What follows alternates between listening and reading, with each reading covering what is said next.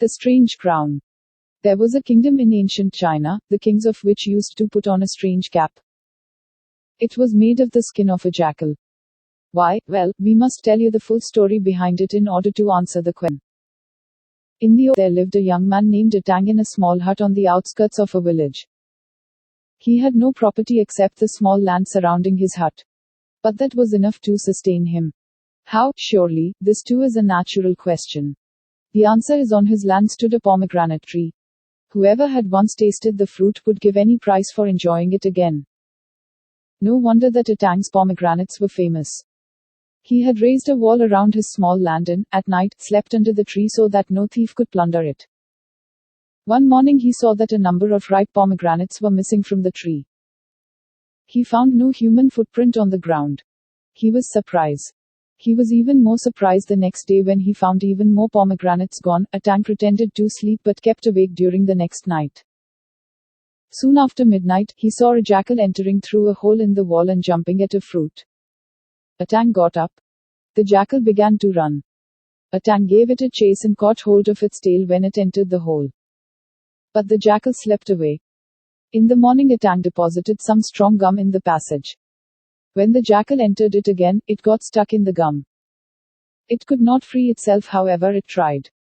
Atang laughed and said, "So, there you are, Atang, kindly free me." "I will do you much good," said the jackal. Atang was astonished to hear the jackal talk like a man. "Good God, you can talk," he exclaimed. "I can talk and I can do much more. In fact, I am a wizard turned into a jackal under a curse. Set me free and see what I do for you," said the jackal. "All said and done, you are now only a jackal. What good can you do to me?" asked Atang. "I repeat, I can do much. I can even arrange for your marriage with the princess," said the jackal. "Is that so? Very good, let me see you do that," said Atang lightly, and he set the jackal free and removed the gum from its body by applying oil to it. As soon as it was morning, the jackal swam across the river and reached the king's palace. He met the king and said, "My lord, I hear that you have a special sieve which can sift good gems from cheap ones. Can I borrow it for 2 days? It is astonishing that a jackal can talk like a man and that too fluently." "But why do you need the sieve?" asked the king. "His Highness King Atang has a heap of gems. He wishes to find out the best ones for making an ornament for his would-be bride," answered the jackal. "King Atang, I never heard of him." "How can you hear of him? He lives in his castle in the forest of Tung." "He does not care to come out," said the jackal. "But isn't the forest of Tung under a giant's occupation?" asked the king. It was the kingdom of a giant. But the mighty King Atang tamed the giant and captured his castle. "He is a great wizard," said the jackal. The jackal came back with the sieve after 2 days. Some colorful stones were found stuck in the sieve. "Indeed, the sieve was used to sift gems," observed the princess who saw it. "Who is going to marry King Atang?" she asked. "We have not yet decided." "I wish I found a beautiful princess like you," said the jackal. The princess blushed and looked at her father. "Jackal, sir, why don't you propose my daughter's marriage with your king?" said the king.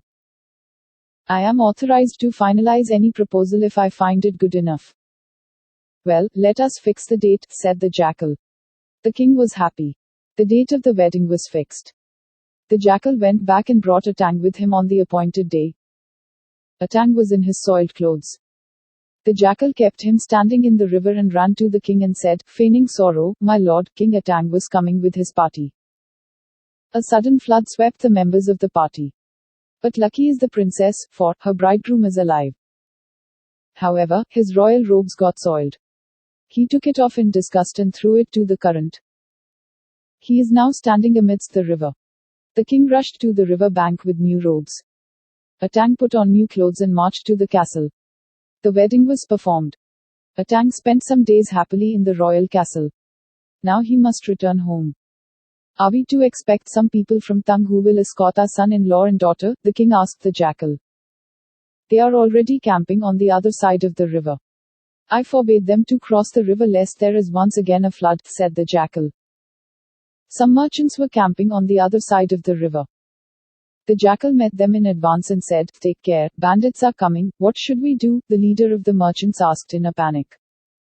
"You are the wisest jackal on the earth, for you can talk. You can surely save us. You sing the glory of King Atang. No bandit will dare to harm you. Counseled the jackal. Hail King Atang, shouted the merchants. The king, bidding goodbye to his daughter and Atang on his side of the river, was impressed. Atang and his wife proceeded towards the forest, as advised by the jackal. The jackal ran ahead of them and was soon in the giant's castle. The giant had grown old. The jackal told him, "I'm sorry to inform you that the king is leading his large army to conquer your castle.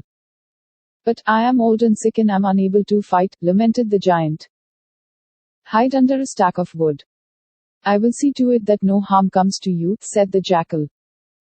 The giant did as advised. Atang occupied his castle.